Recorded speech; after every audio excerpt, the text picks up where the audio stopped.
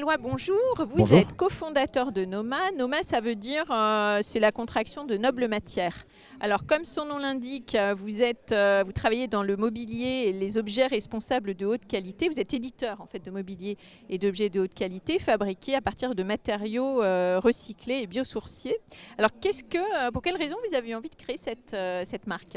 Alors vous avez dit beaucoup de choses Oui.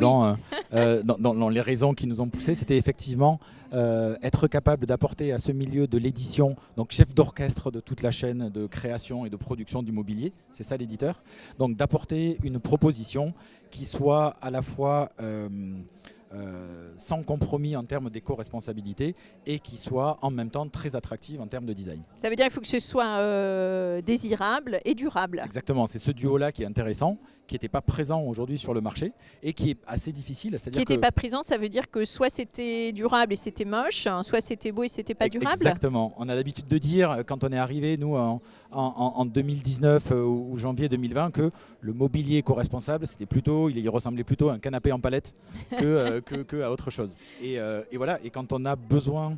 quand on se retrouve dans le monde dans lequel on est aujourd'hui, ou qui est plein de contraintes, etc., il y a des milieux sur lesquels il est plus facile d'être attractif ou de travailler l'attractivité. Et donc c'est ça qui nous a poussé à créer Noma et à dire on peut, sur ce milieu-là, avoir une réponse qui soit extrêmement travaillée et désirable. Et Noma s'adresse à quel genre de public ? Des entreprises ou des particuliers ?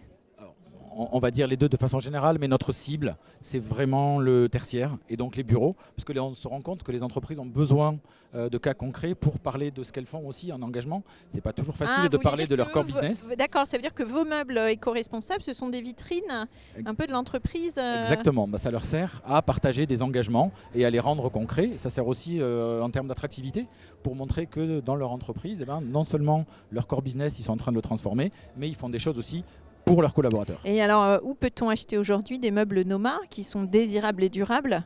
On peut en acheter un petit peu partout, on peut en acheter chez nous et on peut en acheter chez quasiment tous les grands distributeurs à Paris et petit à petit en province. D'accord. Alors, quelles sont vos ambitions ? Qu'est-ce qu'il faut vous souhaiter pour le court terme ?